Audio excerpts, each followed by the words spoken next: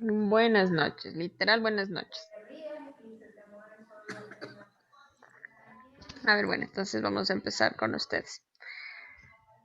Recuerden que el día de hoy tenemos nuestra evaluación sobre la NIF 1, 2 y 3. ¿Ya? Hoy voy a presentarles em, algunas cosas. La primera, recuerdan que yo alguna vez les mencioné de una acción de protección que aplica tanto como para la agricultura, pero también en ocasiones, o sea, como personas naturales, sin necesidad de que tengan un cultivo, una plantación, etcétera. Encontré un modelo de acción de protección, entonces ese les voy a subir en la plataforma, en la librería virtual, porque de pronto en algún momento, no precisamente para algo de agricultura les podría servir, pero sí lo pueden utilizar. Entonces voy a compartirles brevemente eso. Ya. A ver, miren, ¿cuál es el modelo de una acción de protección? Recuerdan que yo les decía que la acción de protección servía para como adelantarse a los hechos de un posible riesgo, una posible amenaza, un posible daño que ustedes podrían sufrir. Entonces, este es el modelo de una acción de protección. En este caso es de Pichincha porque lo encontré aquí. Entonces aquí van sus nombres, especifican su número de cédula, su estado civil, cuál es su ocupación, dónde viven. Y esto sí, amparado en los artículos 86, 87, 88 de la Constitución de la República, en concordancia con los artículos tal, interponen la acción de protección. Miren lo que decía, ante usted respetuosamente comparezco para interponer la siguiente acción de protección. Entonces, esto puede pasar, como ya les mencioné, cuando nosotros vivimos cerca de bananeras y se realiza una fumigación indiscriminada, es decir, si ustedes trabajan en las bananeras saben que les dan horarios para que ellos hagan las fumigaciones con avionetas, cosa que nunca se respeta. Entonces, si es que ustedes viven cerca de esta zona y ustedes saben que la continua exposición a los plaguicidas, a los fungicidas va a afectar su salud o saben que pueden presentar algún tipo de secuela porque en alguna vez en el pasado ya les ocurrió, entonces ustedes ponen esta acción de protección, ¿ya? Entonces, esto va igualito, la identificación de la autoridad pública demandada. Entonces, ¿a quién ustedes están demandando? Es el señor, en este caso puede ser el representante legal de la empresa a la que ustedes están demandando. Y aquí la descripción de la acción o la omisión de la autoridad pública que generó la violación o la amenaza de vulneración del derecho. Es decir, ustedes aquí tienen que especificar por qué están poniendo la acción de protección, es decir, a qué ustedes están previniendo, saben que puede pasar y entonces ustedes están poniendo eso, ¿ya? ¿Cómo tienen que hacer? Obviamente tienen que tener fundamentos de hecho, no es que yo puedo decir inventarme, sino que yo tengo que poner. Entonces ustedes al juez le especifican los hechos que ustedes tienen, por ejemplo, que en otros años, en otras ocasiones ya se ha presentado eso, las evidencias, todo lo que ustedes tengan. Mientras más fundamentado esté, como en todo, va a tener mayor peso. Mientras menos fundamentado, obviamente se presta para ambigüedades. Y aquí vamos a poner los derechos que se consideran violados. Entonces, el incumplimiento por parte de tal empresa viola o puede, por eso es acción de protección, porque ustedes están anticipándose a algo que puede pasar. Entonces, puede violar él o los artículos de la Constitución de la República. Entonces, aquí obviamente esto eh, mm, tienen que ser como entendidos de la ley o asesorados por alguien para que puedan definir cuáles son los artículos. Entonces tenemos el derecho, por ejemplo, a una salud, el derecho a un ambiente sano o algo así, creo que yo no me sé muy bien esos artículos. Y entonces ahí ustedes ponen entonces por lo que ha hecho, etcétera. Y con esto ustedes ya quedan como protegidos. O si es que pasa algo, ustedes dicen, no, yo ya sabía que eso iba a pasar y por eso yo puse la acción de protección, entonces tienen como más las de ganar. ¿Y cuáles son las pruebas? Entonces, para demostrar mis argumentaciones, adjuntos se servirá encontrar los siguientes documentos como prueba. Y aquí van a poner todas las pruebas que ustedes tengan. Como les dije, mientras mayor pruebas, mejor. Pueden ser fotos, pueden ser certificados que de pronto le digan que por la exposición o por la contaminación en el ambiente, etcétera, sufren ciertos tipos de alergias o daños en la piel.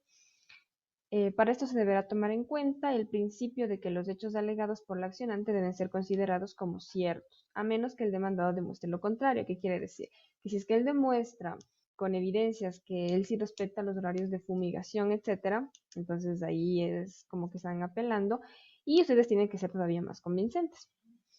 Este mandato constitucional está recogido en el artículo 86 de la Constitución. ¿Qué quiere decir? Que el derecho o la acción de protección, perdón, lo encontramos dentro de la Constitución en el artículo 86. ¿Ya? Como les dije, esto sirve para cualquier caso, no únicamente para la agricultura. Incluso esto sirve para para las áreas de trabajo. Cuando, por ejemplo, ustedes están teniendo problemas, han visto que a veces sigue como un, ¿cómo se dice? Seguimiento, perseguimiento, algo así a los trabajadores. Entonces les ponen también esta acción de protección. Ojo que la acción de protección se pone siempre antes de, una vez que ya les despidieron, una vez que ya pasó cualquier cosa, ya, cuando ya se armó el problema, ya no pueden ponerlo. Entonces vamos a poner los fundamentos de derechos, en los cuales, en qué artículos están amparando ustedes, cuáles son las medidas cautelares. Entonces se solicita el amparo de acuerdo a los artículos 86 y 87 como medidas urgentes para prevenir estos daños. ¿Ya? Siempre tienen que saber que eso sirven para prevenir daños. Y entonces se ordenan las siguientes medidas cautelares. ¿Qué son las medidas cautelares? Veamos. Señor Rendón, ¿qué será una medida cautelar?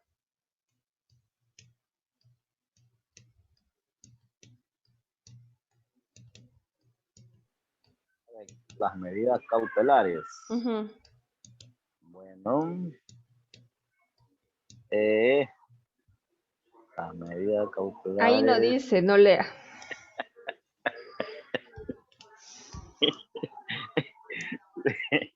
La verdad que tanto no me acuerdo cuáles son las medidas cautelares, pero si yo voy a poner una acción de protección, tengo que poner las medidas que rijan en un artículo donde a uno lo beneficien o sea por la vía legal.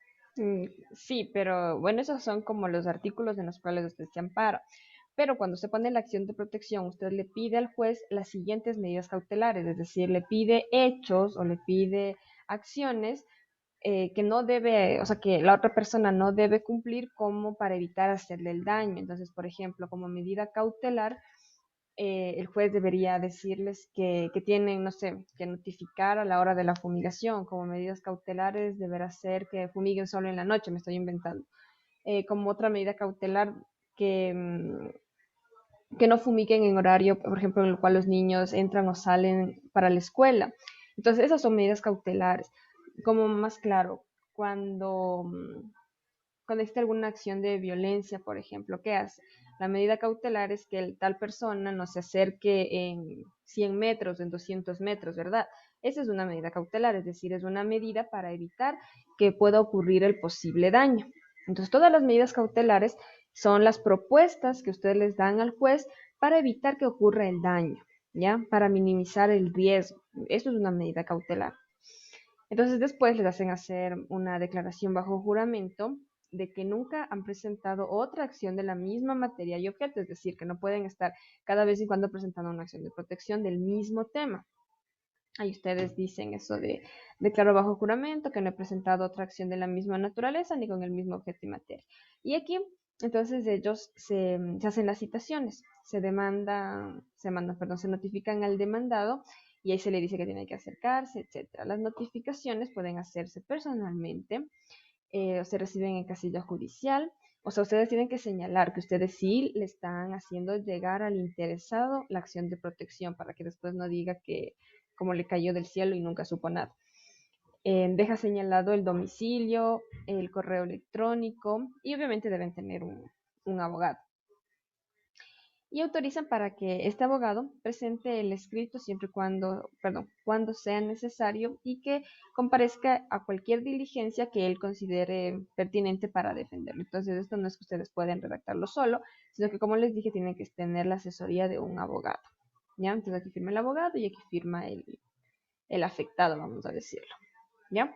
Entonces, este modelo, como les digo, es en realidad importante porque puede servirles para cualquier cosa, o más que nada, ahora ustedes ya saben que pueden interponer algo, que pueden poner un escrito, por decirlo así, cuando sientan que puede haber algún daño, o como para advertir del posible daño que puede existir. ¿ya? Entonces, este modelo de acción de protección igual les voy a subir en la plataforma. Igual de lo que dije aquí, también va a haber una que otra pregunta. Cuando le pregunten medidas cautelares, el señor Rendón ya va a saber qué contestar. De ahí le voy a decir que hay que esconder en las casillas nada más los papeles para que no le lleguen a los afectados. La tercera, directamente preso. Eso, Así hacen los abogados. tiene experiencia el señor Rendón. Ya, a ver, esto en cuanto al modelo de acción de protección, ¿ya? ¿Alguna pregunta de esto? Ya, entonces ya les voy a subir. No negativo, y ahí con esto creo que estamos.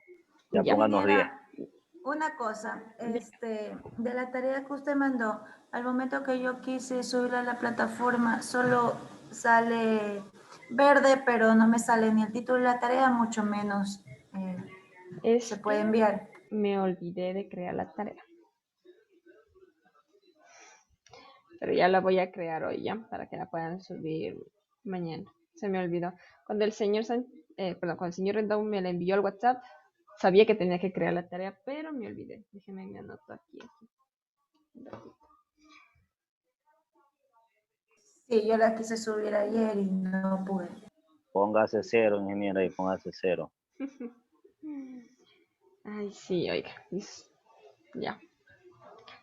Estamos a mano con todas sus faltas. Ya. Otra cosa. Uno de los temas que se me había olvidado, o sea que sí, se me había olvidado, no lo había considerado, era el hablar de los abonos orgánicos. ¿Y por qué les voy a comentar esto? Porque ustedes tienen que saber que el curso se termina, o sea, la parte como de clases, la parte teórica se termina en julio, a finales de julio. Entonces, hasta finales de julio vamos a recibir así la clase. Después de eso, ustedes tienen 2 meses para hacer sus prácticas. Y le estaba comentando con la coordinadora y dice que las prácticas consisten o ellos quieren enfocarlas como a pequeños emprendimientos. No sé cómo funciona para el caso de los que trabajan. Donde yo trabajo en la otra institución, por ejemplo, cuando trabajan en alguna empresa agrícola en el cual le pueden hacer pasar las horas de su trabajo como horas de práctica, simplemente se hace eso. Por ejemplo, el señor Rendón que trabaja en calidad o inspección, algo así. Entonces él simplemente hace su trabajo, genera las evidencias. Mami, la luz.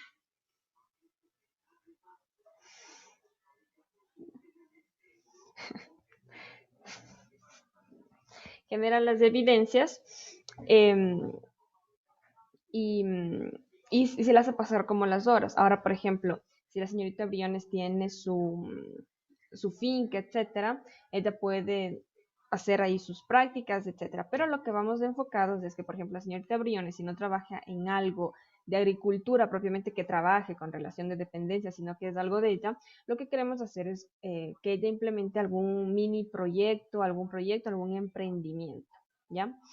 Entonces, de pronto ella se dedica a la producción de maíz, pero entonces su emprendimiento, su proyecto será la producción de maíz con el uso de abonos orgánicos, por ejemplo, o la comercialización de abonos orgánicos.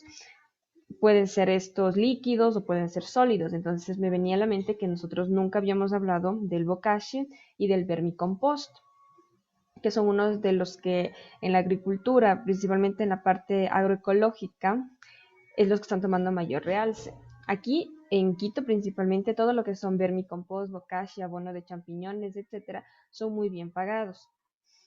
Entonces, no sé qué tan bien pagados sean en la costa, pero aquí sí son bastante demandados, principalmente para la agricultura de los huertos familiares, mantenimiento de árboles frutales, etcétera, que tienen en los jardines, en los patios de las casas, es bien pagado. Entonces, esa sería como una de las ideas que uno podría tener para un emprendimiento, ¿ya? Y eso, entonces lo que ella me dijo es que hasta julio, hasta finales de julio se va a tener clases. Y después son únicamente tutorías para la realización de los emprendimientos.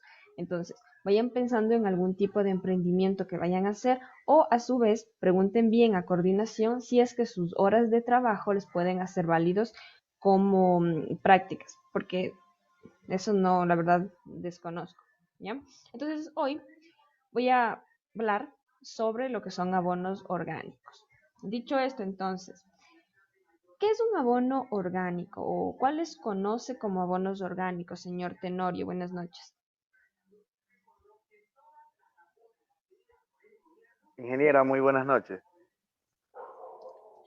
¿Me escucha? Dígame. Sí. Ya. Abonos orgánicos Ajá. son aquellos que están libres de compuestos químicos. Ya, por ejemplo, ¿cuáles? Ya. En este caso, hablando del tema de las prácticas y eso, eh, la gallinaza, ingeniera, Ya. ¿verdad? No sé cómo ustedes le llamen. Sí, así se llama. Sí, ¿verdad? Ya. Pero ¿cuáles son las consideraciones que se deben tener en cuenta cuando queremos trabajar con gallinas? ¿Cuáles serán, señor Tenorio?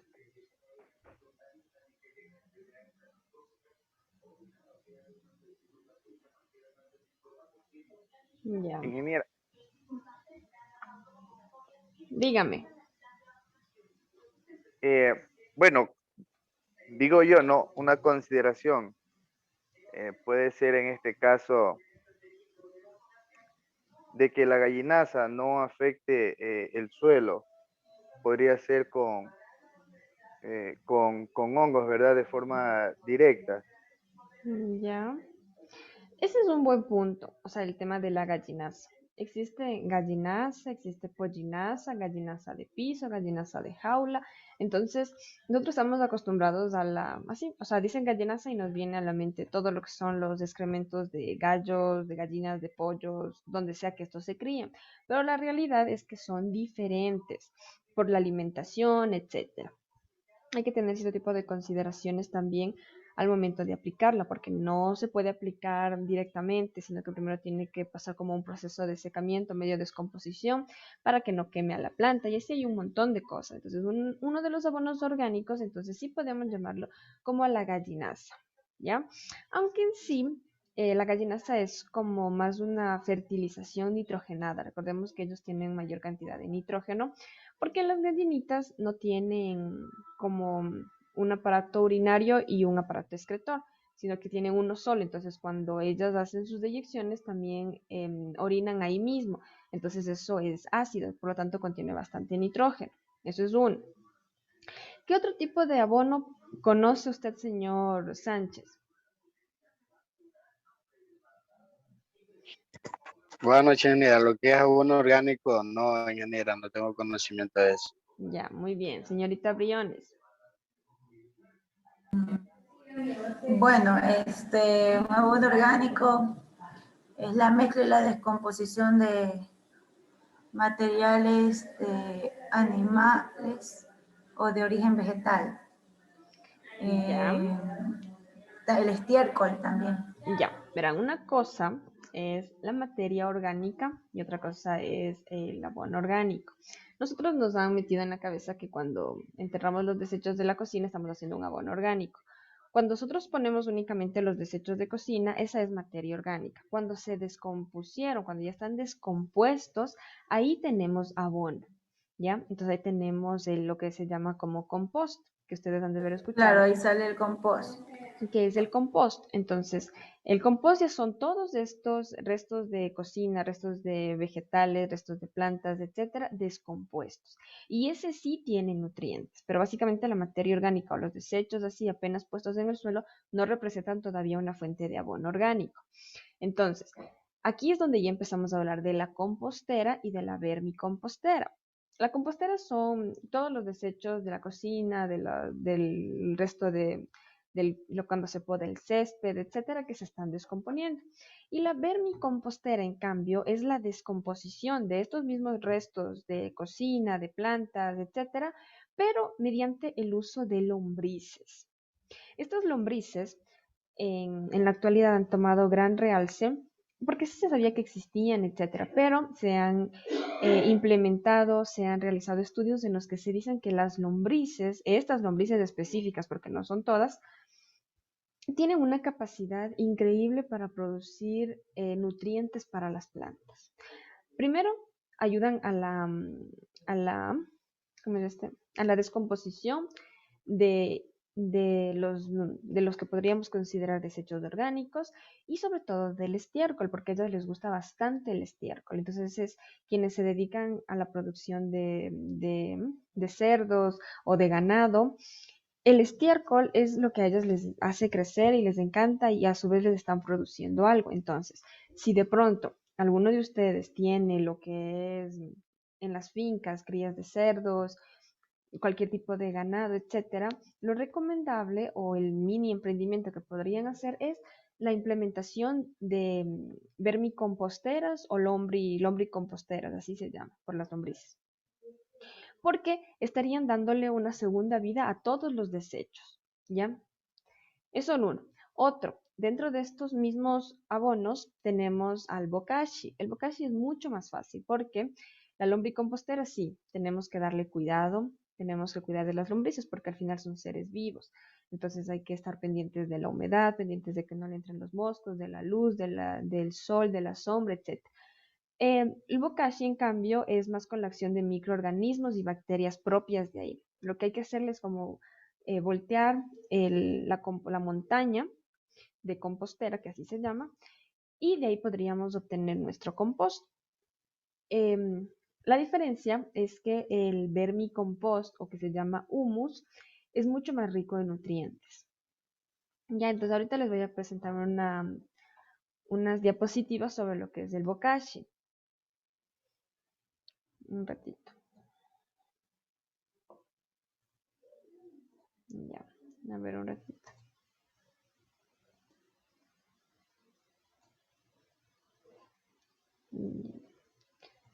Vamos a hablar entonces del bokashi.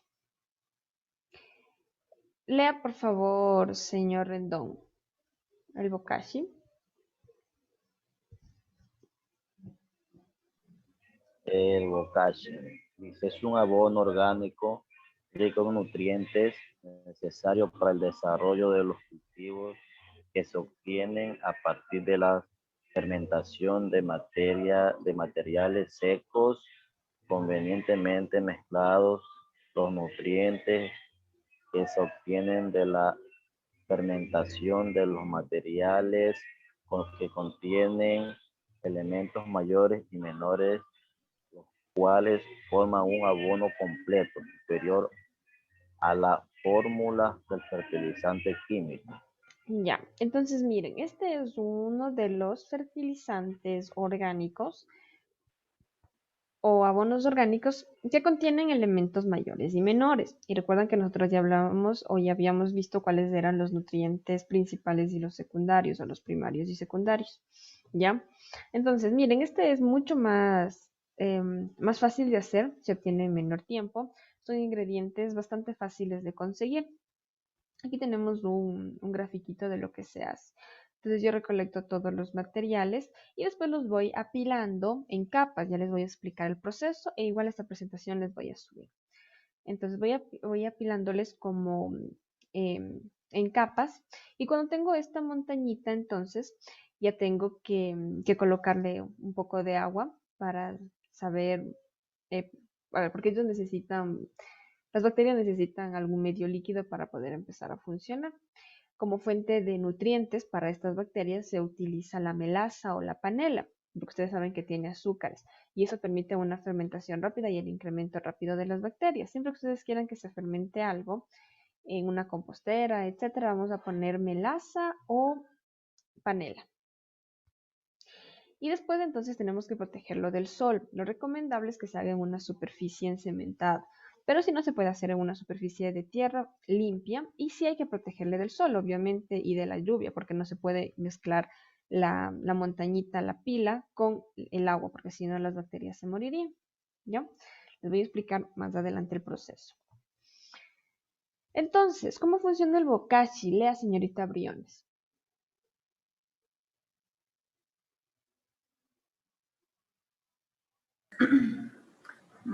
¿Para qué sirve? El bokashi Es un tipo de abono orgánico que funciona como un activador de las rizobacterias, promotoras del crecimiento de las plantas. Además sirve como protección y mejora la penetración de los nutrientes en los suelos destinados para el cultivo. Ok, entonces miren, alrededor de nuestras plantas, alrededor de las raíces, existen gran cantidades de bacterias. Estas bacterias funcionan normalmente, digamos, a un ritmo normal, pero cuando nosotros le damos un estímulo, le damos como mayor alimento, las bacterias se activan. Y una de estas son las promotoras del crecimiento. Estas bacterias se llaman rizobacterias porque son bacterias que están cerca a la raíz. Entonces, esas permiten un crecimiento acelerado de la planta, es decir, tendremos plantas más vigorosas, plantas más grandes, plantas menos enfermas, etc. Y ayuda a que los nutrientes se distribuyan mejor en el suelo. Es decir, cuando yo aplico cualquier tipo de fertilizante, hace que estos nutrientes se distribuyan mejor en el suelo. ¿Por qué? Porque le brindan mayor soltura a las partículas del suelo, etc. Entonces, por ende, estas se pueden absorber mejor de las raíces. Es como si, por ejemplo, a ustedes les pusiéramos en un barril. Como no tenemos mucho espacio para movernos, se nos dificulta el movimiento, etcétera. Mientras que si les ponemos en algo más grande, por ejemplo, en el tamaño de una piscina, ustedes pueden moverse tranquilamente. Es básicamente lo mismo. Cuando yo tengo un suelo que está muy duro, las raíces de mis plantitas no pueden moverse bien, no pueden buscar bien los nutrientes ni absorberlos. Cuando en cambio tienen un suelo que está bastante suelto, las raíces de las plantas se pueden mover tranquilamente, hacen un sistema radicular mucho más grande y por ende pueden absorber mayor cantidad de nutrientes. Lea, por favor, señor Sánchez. ¿Para qué se usa?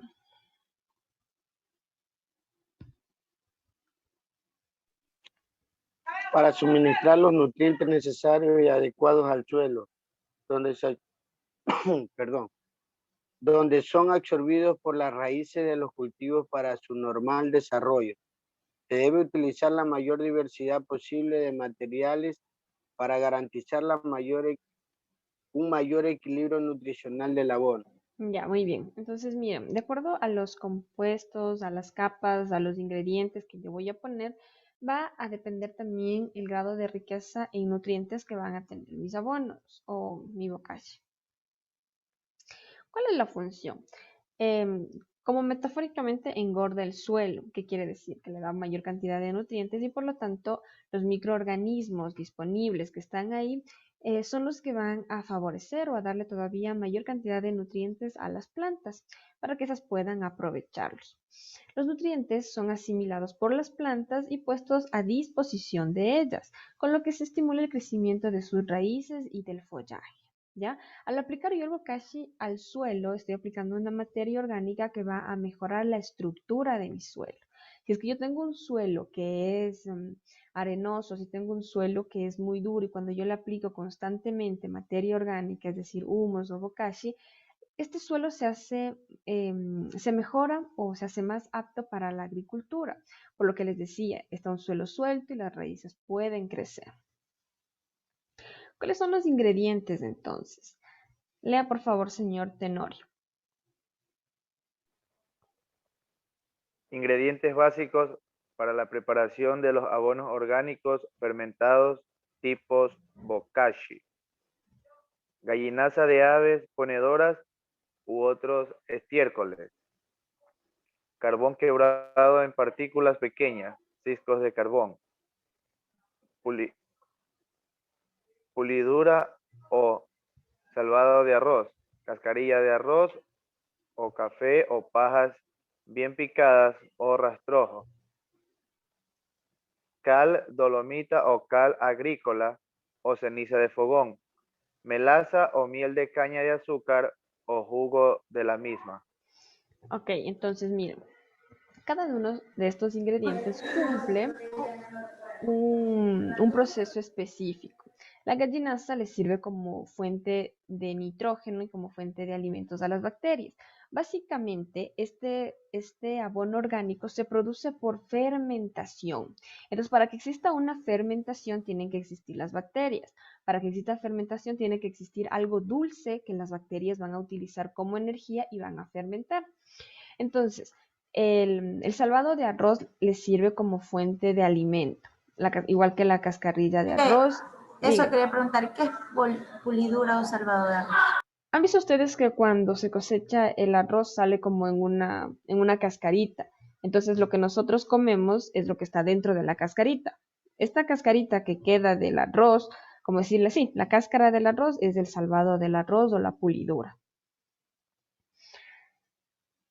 Y eso se consigue en las piloneras, ¿ya? Tenemos después la cascarilla de arroz o el café. El café sirve como medio como de desinfección para evitar que se propaguen cierto tipo de plagas. Además que el café es bastante utilizado en la agricultura porque representa o tiene gran cantidades de nutrientes. Y cuando hablamos de café, podemos hablar incluso de cuando hacen el café pasado y queda ¿cómo se llama eso? Cuando hacen el café pasado han visto que arriba queda el café. ¿Sí me entienden de lo que les hablo? Póngale el grabazo, ahí el Sí, grabazo. El arriba queda bagazo. un residuo Eso. queda ¿Cómo arriba se ya. llama, señor? Listo. No sé, Grabazo, residuo, poner. Bueno, el Pero por residuo. ahí va. son nombres inventados. Esos son los nombres del campo y uno no conoce. A ver, entonces, después ponemos a la cal dolomita o la cal agrícola. Esto nos ayuda a controlar el pH. Recuerdan que cuando nosotros vimos las cátedras de suelos, decíamos que cuando tenemos un suelo ácido, tenemos que ponerle cal agrícola, porque esto regula el pH.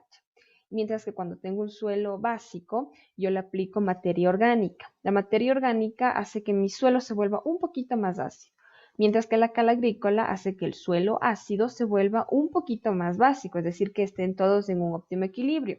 ¿Por qué? Si tengo un suelo ácido o un suelo alcalino o básico, los microorganismos van a morir, porque ellos son muy susceptibles a los cambios del pH. Es como si a ustedes yo les pusiera a 50 grados de temperatura. Entonces, fácilmente van a poder morir. Entonces, así mismo es con ellos. Cuando se altera el pH del ambiente donde ellos están, tienden a morir. Entonces, uno de estos para controlar el pH puede ser la cal dolomita, la cal agrícola o más fácil la ceniza de fogón, pero de fogón de madera, ¿ya? Cuando se descocinan en leña, o a leña, perdón, recogen esa ceniza y le pueden aplicar ahí y eso les controla perfecto el pH. Por último, tenemos a la melaza o la miel de caña de azúcar o jugo de caña, que esto, recuerden que siempre esto es alimento para las bacterias. Si es que no tienen algo dulce, ellas no van a poder hacer fermentación, ¿ya?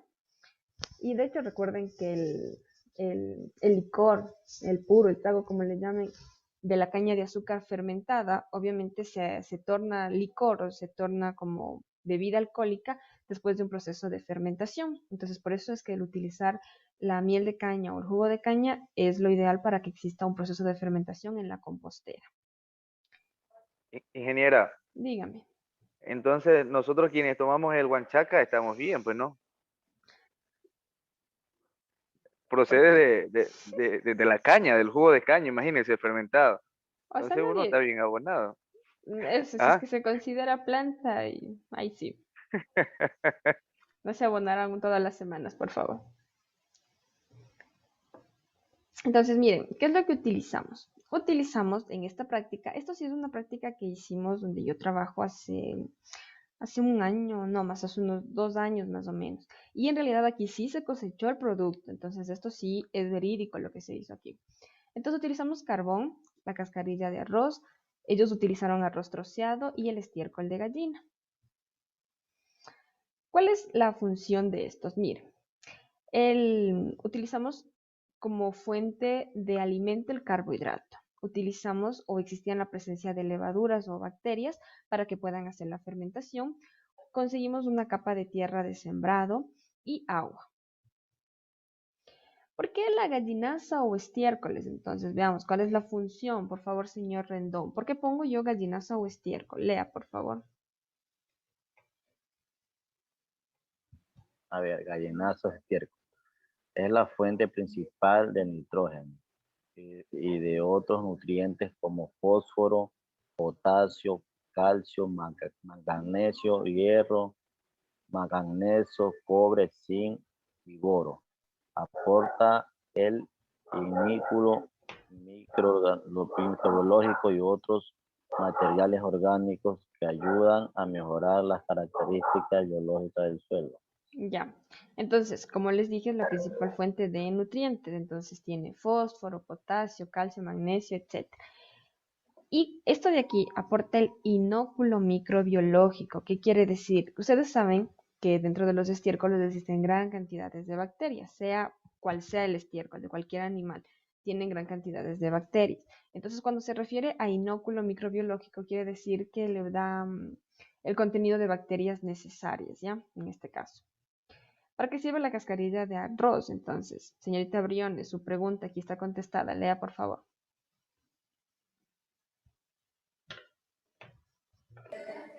Cascarilla de arroz. Mejora las características físicas del suelo, facilita la aireación, retiene humedad y filtra los nutrientes. Aporta silicio, favoreciendo la resistencia de las plantas a plagas y enfermedades. Semicalcinada o carbonizada, aporta silicio, potasio, fósforo y trazas de otros minerales. Puede ser sustituida por cascarilla o pulpa de café, bagazo de caña o paja, siempre que estén bien secos. Ya, entonces miren, aquí está, mejora todo lo que son las propiedades de la compostera, permite que exista el intercambio de aire, que se retenga la humedad, etc. ¿Ya? Siguiente, lea señor Sánchez.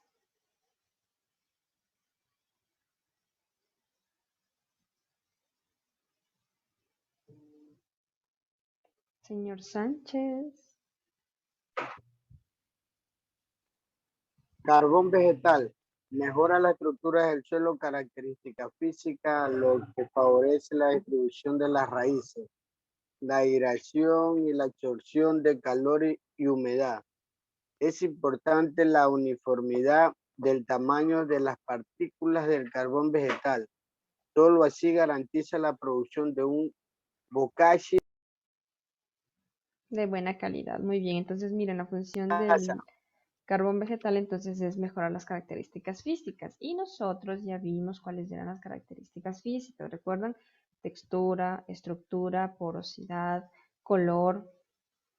Y sé que se acuerdan.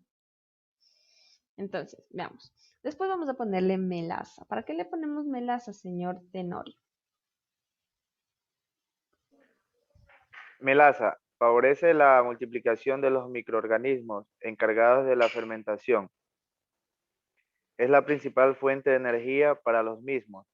También aporta nutrientes como potasio y micronutrientes como manganeso, zinc y boro. Ya, entonces como les decía, la melaza es el que permite que exista la fermentación, porque les da el alimento y ayuda a que estos se vayan multiplicando. Tenemos a las levaduras, lea lo que hace la levadura. El manto forestal es, han visto que cuando ustedes se van a la montaña, a los bosques, etcétera, la vegetación que cae en el suelo, bajo los árboles, etcétera, se empieza a descomponer. Entonces, esta tiene gran cantidad de microorganismos, porque nadie les quita, sino que se siguen descomponiendo. Entonces, existen gran cantidades de bacterias. Y son beneficiosas porque son ricas de nutrientes. Entonces, cuando se pone levadura y manto forestal, ¿qué es lo que hace, señor Rendón? Dice, contribuye a la principal fuente de inóculo microbiológico. Una vez obtenido el bokashi, se recomienda guardar un poco de este para futuras elaboraciones y así evitar la extracción de mantos forestales. Ya, entonces siempre que ustedes quieran empezar a hacer cualquier tipo de compostera es indispensable tener manto forestal, pero ustedes saben que en la actualidad se trata como de em, limitar lo menos posible el daño o la alteración de un ecosistema biológico natural, ¿ya? Entonces por eso es que dice que tienen que guardar eso. Utilizamos tierra común, pues porque necesitamos tener una superficie donde se vayan a multiplicar los microorganismos. Entonces, el proceso perdón, el agua, porque necesitamos tener humedad, obviamente, y se lo debe controlar. Entonces, ¿qué quiere decir? Que yo no tengo que hacerle lodo, sino que tiene que tener una cantidad de agua suficiente. No tiene que estar ni muy seco, pero tampoco tiene que estar hecho lodo. Entonces, tenemos que preparar siempre protegidos del sol, del viento y de la lluvia. ¿Por qué? Porque los microorganismos, como les dije, son muy sensibles de su ambiente. Tenemos que preferiblemente trabajar en un piso que sea de cemento o que esté en ladrillo, que no esté en contacto con la tierra. Pero si queremos utilizar o una superficie de tierra, esa tiene que estar bien firme y limpia. Debe tener algunos canalcitos así para que si es que existe exceso de humedad, esta pueda drenarse. Si no, empieza a existir una presencia de bacterias, pero son bacterias de pudrición, no bacterias de descomposición. Ya. ¿Qué se utiliza? Pues todo lo que vayan a utilizar, unas palas, pueden utilizar toldos, vamos a utilizar esos como trinches, etcétera, y principalmente y muy importante un machete. ¿Para qué el machete? Hagan de cuenta que nosotros tenemos nuestra pila de ingredientes y cuando existe el proceso de fermentación, la temperatura en el interior de esta pilonera puede llegar hasta los 50 grados. Entonces, ¿qué hacemos nosotros? En nuestra pilonera introducimos el machete, lo dejamos un par de minutos y lo sacamos. Si es que ustedes pueden tocar ese machete con la mano sin quemarse, significa que la temperatura es la adecuada. Significa que está existiendo un proceso normal de descomposición y de fermentación. Si es que está muy fría, ustedes tienen que incrementar algún tipo de o bien manto forestal o bien mayor cantidad de melaza, porque significa que las bacterias no están haciendo el proceso de fermentación. Mientras que si ustedes no pueden tocar el machete con su mano porque está demasiado caliente, significa que tienen que inmediatamente mover la compostera, o sea, virar la compostera para que exista aireación. Y le podemos poner un poquito más de agua para que baje la temperatura, porque si está demasiado alto, también las bacterias tienden a morir, ¿ya? Entonces, el indicador principal de la perfecta descomposición y fermentación de la compostera está en la temperatura y para esto es el machete, ¿ya? Verán que esa puede ser pregunta. Y esto sí, ¿cuánto vamos a utilizar? ¿Será que porque yo tengo un bokashi, cojo 1 kilo y le aplico en todas mis plantas, en la raíz de la planta? No se hace así. Lea por favor, señorita Briones.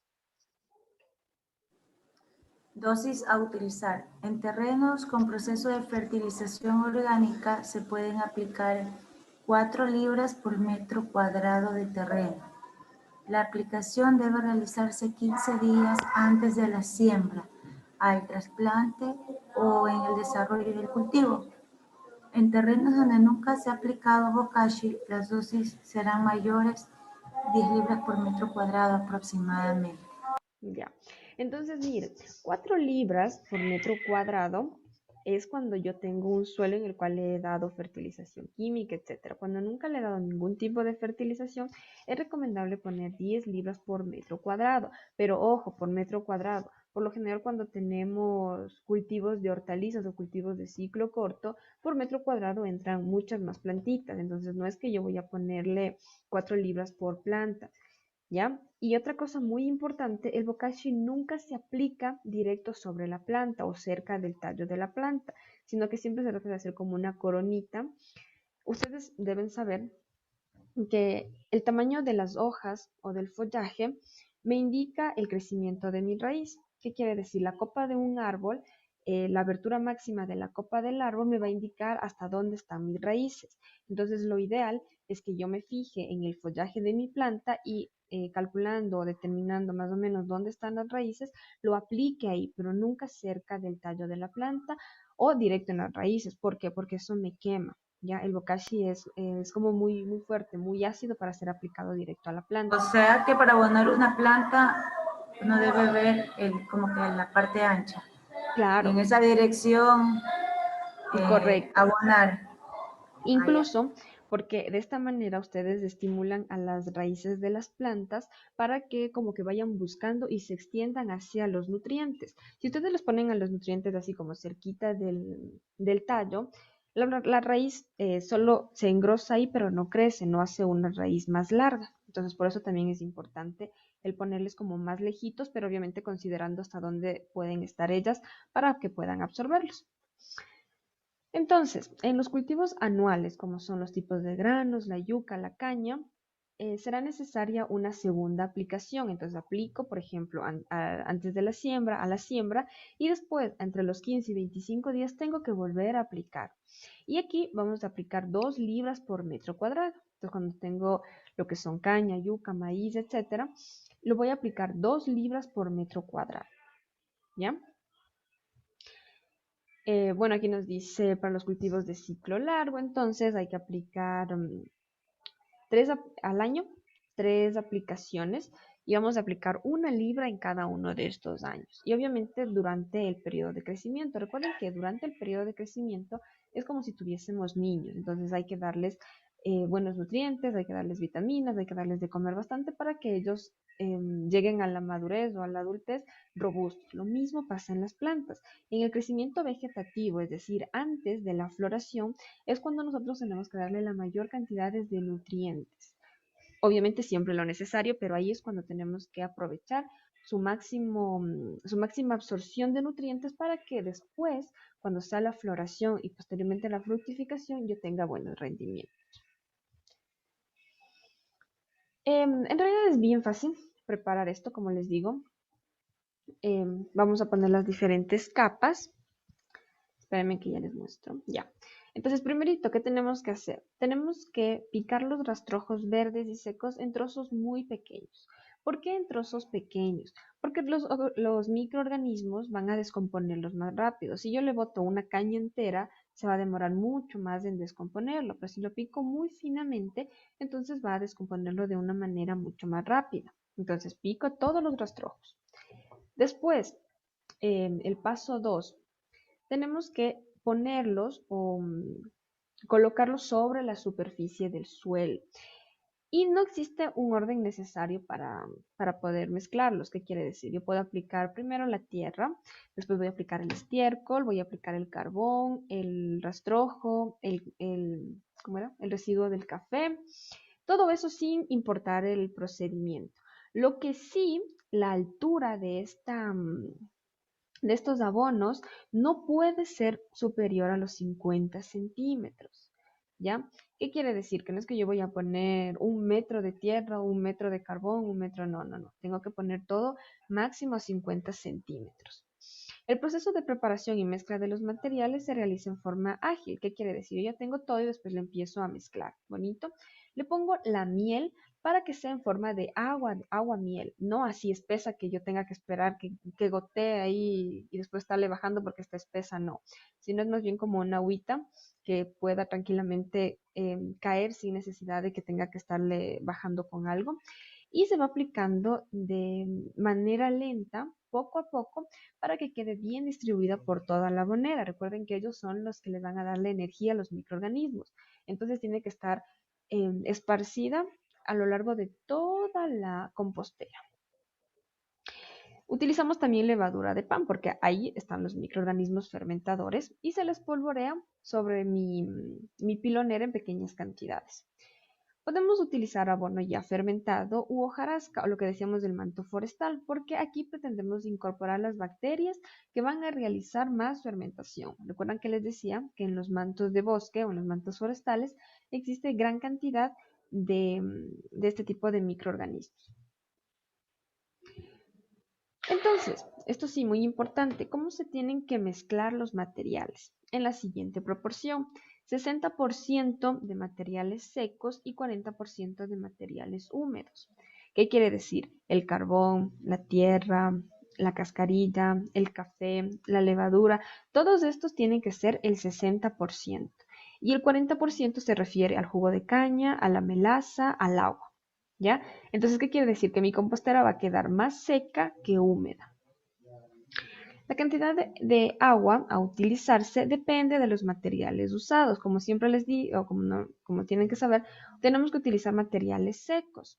¿Ya? Entonces, ¿cómo sabemos que tenemos una buena humedad?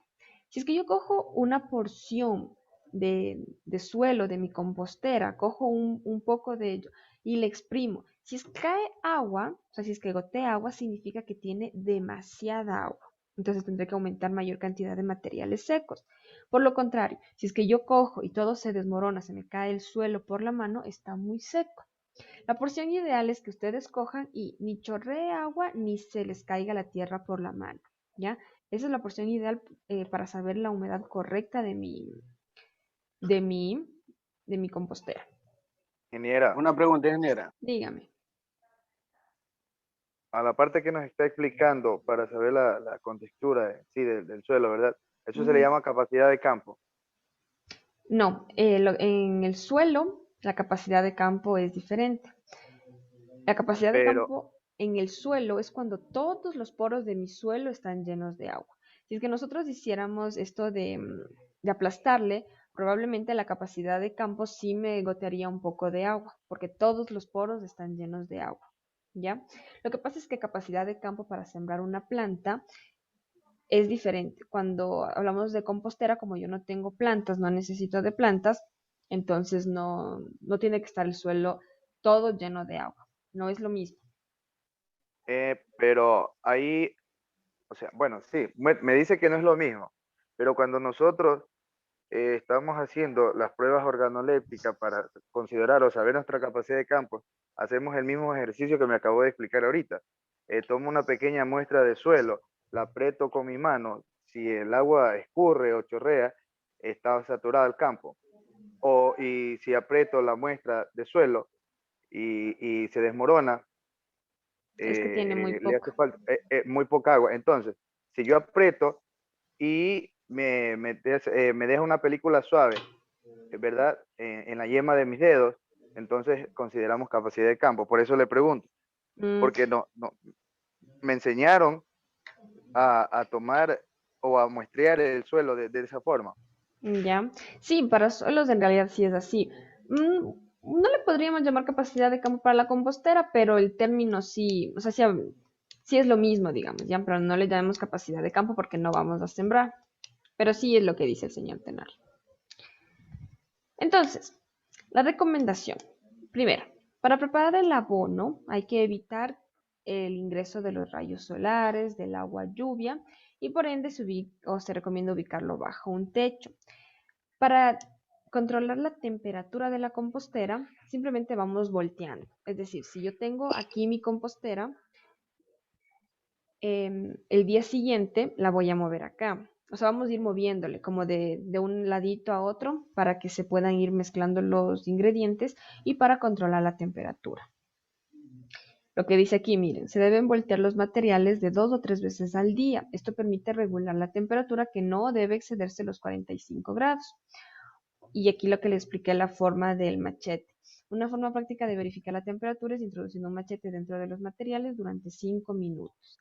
¿Qué pasa? Si es que cuando ustedes lo sacan pueden tocarlo con la mano. Si es que se queman, significa que está mucho calor y que hay que voltear inmediatamente la compostera. Una vez que nuestra compostera tiene una altura promedio de 70 centímetros, significa que tendremos o que la temperatura está aumentando. La finalidad de aumentar la temperatura con una aireación de 2 o 3 veces al día se puede obtener un abono maduro en 7 o 8 días. Imagínense, entonces ese es uno de los abonos que mayor rápido se pueden obtener, porque a los 8 días, si es que mi compostera ha sido bien tratada, yo ya puedo tener el abono para mis plantas, mientras que cuando utilizamos las lombrices se requieren de 4 a 5 meses. Entonces este es uno mucho más rápido de hacer. Podemos utilizar plástico para proteger a la pila del sol, de la lluvia. Y no se tiene que aplicar más agua más que una sola vez al inicio. Es decir, yo aplico el agua solo el día en la que yo estoy haciendo mi compostera. Después de esto yo no aplico más agua. La única manera en la que yo puedo disminuir la temperatura es volteándole, es decir, dándole aire a la compostera. Y cuando mi bokashi está listo, yo lo puedo almacenar hasta por 6 meses si es que está conservado en un lugar seco y no a la exposición del sol. ¿Ya? Entonces miren que este es uno de los abonos en realidad bastante fáciles y muy buenos para las plantitas. Hay que tener cuidado porque no se puede aplicar en contacto directo con la raíz, por eso se recomienda que se lo aplique a 10 o 15 centímetros del tallo principal o como les explicaba de la raíz del follaje. Y muy importante que este no puede ser aplicado directamente ni solo, tiene que ser mezclado con tierra.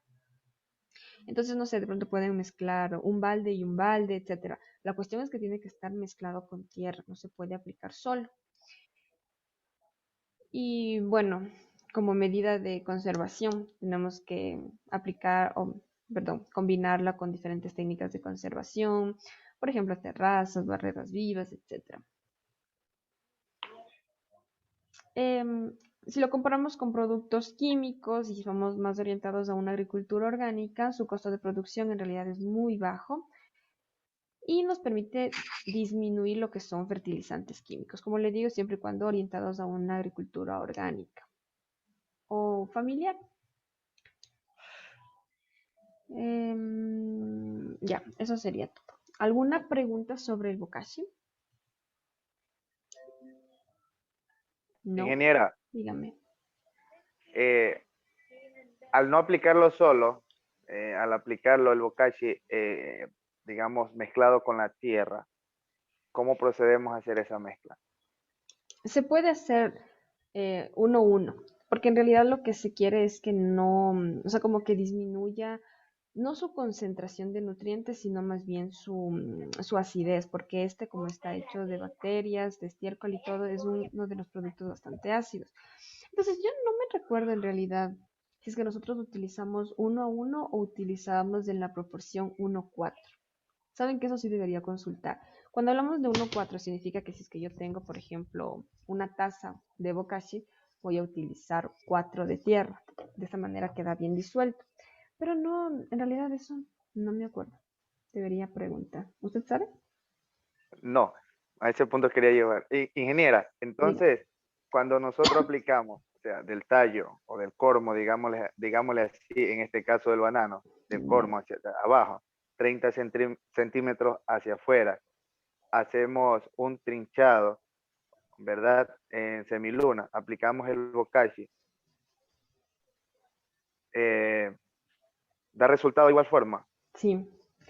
Lo ideal para el caso de abonos orgánicos no es aplicarlo como cuando hacemos con el fertilizante químico, sino que se hace la corona alrededor de la planta y ahí se le aplica. Ujú. O en el caso del maíz, simplemente a un lado. Han visto ustedes que, bueno, aquí en la sierra se siembra como en guachitos, en camitas, entonces se le hace a un lado, se le aplica y todo y se le mezcla. Porque recuerden que este no es como el nutriente o el fertilizante químico que le ponemos agua y se va a disolver. Para nada, sino que este va a ir actuando ahí, o sea, no tiene que disolverse nada, sino que el solito empieza a darle nutrientes a la planta. Entonces, le hacemos la corona, le aplicamos ahí. O cuando tenemos hortalizas, igual le aporcamos, si saben lo que es verdad. Claro, sí. Ya. Entonces le aporcamos y ahí en el aporque le vamos poniendo la tierra, de manera que los microorganismos, porque recuerden que el bokashi es más que le da bacterias y microorganismos al suelo. Y son estos microorganismos los que se encargan de encontrar los nutrientes en el suelo y dárselos a la planta. Eso es la función de los abonos orgánicos. Tienen mínimas cantidades de nutrientes, sí, pero lo que más aportan son microorganismos y bacterias benéficas. Entonces, estos microorganismos y estas bacterias benéficas son las que me van a dar los nutrientes. Ellos van a encontrar los nutrientes y los van a disolver por las plantas, ¿ya? Ingeniera, Dígame. eh, disculpe que le haga otra pregunta. No. No, es un tema que sí me interesa bastante. Entonces, del 100%, ¿en qué porcentaje actúa el bokashi no aplicándolo directamente a la tierra, mezclada con la tierra, sino que por medio de un sacabocado? Como le digo, yo pienso que deben tener la misma efectividad, porque no es que porque yo le ponga más adentro el bokashi, los microorganismos van a salir más. No, estos abonos fueron creados, son hechos, son estudiados precisamente para que vayan puestos en la parte de la planta sin necesidad de que esté muy cerca a la raíz, porque tienen una manera de funcionar diferente. No sabría decirle en realidad si es que funciona mejor o peor dependiendo a la altura en la que yo le ponga. Porque cuando a mí me enseñaron del humus, por ejemplo, decía que él puede ser mezclado o puede ser puesto en la parte superior, etcétera, y no le pasa nada. Lo que sí, no puedo ponerle yo o dejarle expuesto a la intemperie, es decir, no es que tengo la corona y le dejo ahí regado cualquier abono orgánico que yo tenga. ¿Por qué? Porque sufren problemas por el agua, más que nada porque se pierde por el viento, se pierde por el agua, las partículas se van, no, entonces siempre va cubierto como para ser protegido, pero no porque esté más abajo significa que va a ser más efectivo. Esto no. ¿Ya? Ujú. Sí, le pregunto por eso, porque había una teoría. Usted sabe y es consciente que cuando hay un profesional que maneja el tema y hay alguien que puede ser profesional y recién está escalando, siempre el que está adelante quiere tener la ventaja. Claro. Entonces, se hizo un análisis, aplicar el bokashi en la corona, listo, al suelo. Pero después se lo aplicó con sacabocado de una forma directa y profunda, Ya. ¿sí? Para evitar que el lavado de suelo en el tiempo de invierno, digámoslo así, o el riego mismo, porque era una ladera, como le llamamos nosotros, Ya. ¿verdad? Aplicábamos el bokashi, se regaba, el exceso de agua lavaba el suelo, ¿verdad?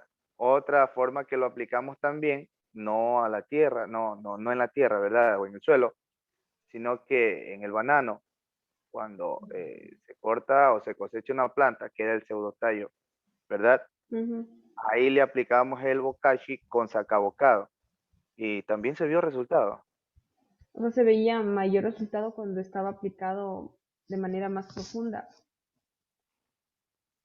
Eh, ese fue el análisis que estábamos haciendo. O sea, ¿Y cuáles fueron los resultados? dio mejor resultado, dio mejor resultado. Mm, ¿Por qué? Porque estaba de una profundo, ¿verdad? ujú. Entonces, no había, No o se sea, las perdía. inclemencias del clima, eso, no había, Claro. no se desperdiciaba. Claro, ¿Sí? buena acotación. Y si nos ponemos a pensar, es realidad que si es que yo tengo una ladera, cualquier cosa que yo aplique por el mismo hecho de la gravedad, del viento, del agua, etcétera, del agua riego, se va a perder. Entonces sí, buena recomendación que cuando tenemos laderas, entonces todo fertilizante debe ser aplicado de manera interna al suelo para que no se pierda. Sí, sí. Sí, porque inclusive hay productores que no manejan el tema de los drenajes. Eh, Hay un tipo de drenaje que se me escapa el nombre. Bueno, que se lo hace para, no son las sangrías, para cortar el lavado de suelo, ¿verdad? Mm. Entonces, hay productores que no les gusta hacer porque ese tipo de drenaje se deprecia al año, ¿sí?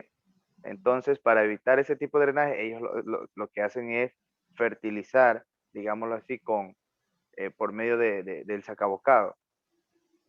Claro. Es bastante hecho, bueno, no con el sacabocados, pero por ejemplo cuando tenemos árboles frutales, se Ujú. coge la barra, la punta de la barra y lo que hacen es le hacen hoyos alrededor de la planta, alrededor de la corona y le aplican directamente allí el fertilizante.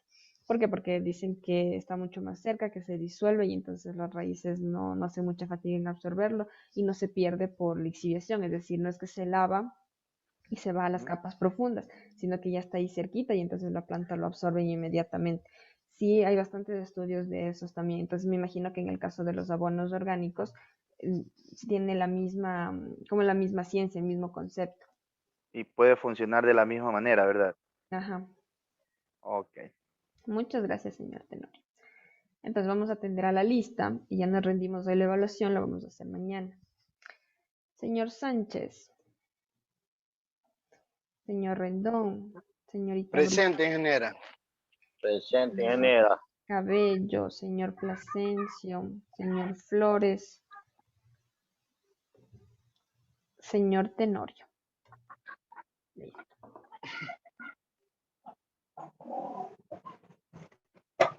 Ya, a ver, el día de mañana vamos a rendir nuestra evaluación, ¿ya?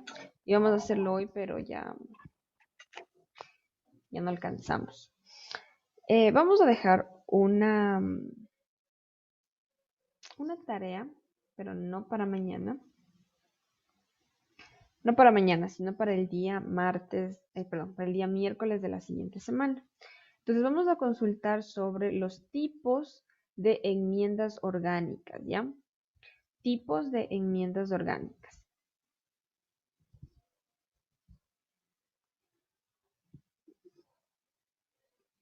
Ya les voy a crear la tarea. Es más, voy a crearla ahorita si no después me olvido. Recuerden que no vamos a tener clases los días martes, sino los días miércoles y jueves, por favor. ¿Para cuándo es esta tarea? Para el día miércoles. Espérenme que está lenta. Un ratito. Recuerden que tienen dos tareas, la tarea que era para ayer y que me olvidé de crear la tarea y la tarea que tenemos para el día miércoles, ¿ya? Por favor, Ingeniera, una consulta. dígame. La tarea trazada, ¿cuál es? ¿Sobre qué se trata la tarea? La tarea de- Sobre una planta, esta falta de nutrientes. Sí, teníamos que dibujar una plantita, identificar cómo, en qué parte se ven las deficiencias de las plantas. Era un dibujo. Explíquele cómo le hizo, señorita Briones, por favor.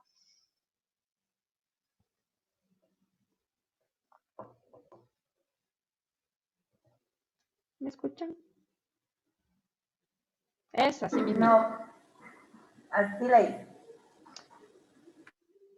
Así, tal cual. Entonces tiene que identificar, por ejemplo, en las hojas Ok. lateras, qué deficiencia. En esa imagen que tiene la compañera sacada de internet. Entonces puede buscarse una igualita y reproducirla. Sí, la saqué de ahí. Ok. Ajá. Ya verán. Listo, No, gracias.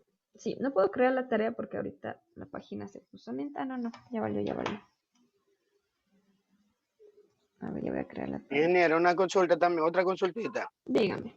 Por ejemplo, en las evaluaciones ahí, por ejemplo, en la última que hicimos, ahí saqué 8 de puntos, pero necesitaba saber en qué pregunta es la que fallamos, entonces no se puede ver ahí cuál es la pregunta que uno está errando, Recuerda que, para poder saber en qué... claro, ese día yo estuve intentando, pero no pude. Lo que hice después fue la corrección. Entonces, traten de estar pendientes cuáles fueron sus respuestas o anoten así como en un ladito sus respuestas para que cuando yo haga la corrección, entonces ahí saber en qué se han equivocado, porque no pude, lo estuve después intentando a ver dónde me salía, el reporte de que están equivocados y créanme que no pude. O sea, no. Entonces tengan como sus respuestas anotaditas ahí y de ahí después ya le revisamos cuando yo haga la corrección, ¿ya? Ok, listo, ingeniera. Por favor, mil disculpas que me ganó la tecnología.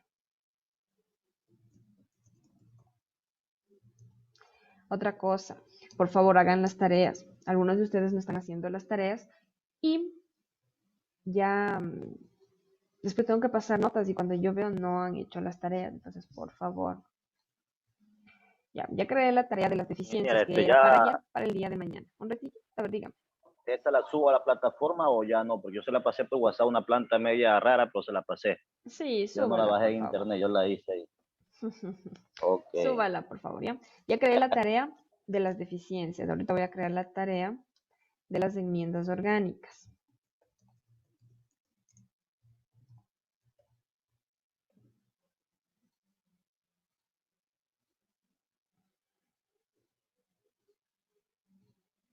Ya, y su fecha de entrega es para el siguiente miércoles 22.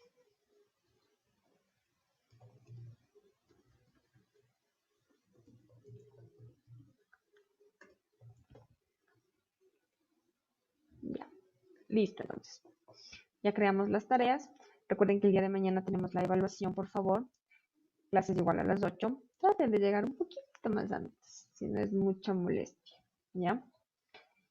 Y nos vemos el día de mañana. Que tengan una buena noche. Vayan a dormir ya todos. Pasen bien. Hasta mañana. Buenas noches. Hasta mañana, ingeniera. Me voy a lavar los platos. Tiene que lavar antes. Vaya.